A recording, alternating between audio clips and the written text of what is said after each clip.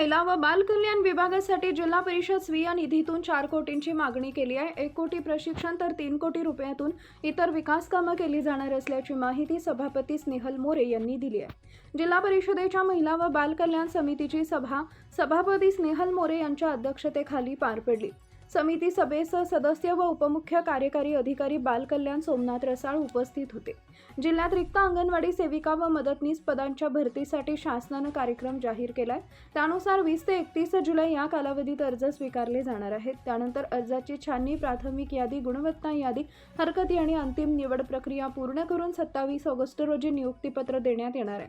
महिला व बाल कल्याण समितीने योजना व प्रशिक्षणासाठी 4 कोटी रुपये निधीची मागणी केली आहे। अंगणवाडी बांधकामासाठी 9 कोटी रुपये निधी मंजूर असून यातून जुन्या देयकासाठी 1.5 कोटी रुपये खर्च होणार आहे। उर्वरित निधीतून नवीन अंगणवाडी इमारतीसाठी 7.5 कोटींच्या निधीची मागणी केली आहे।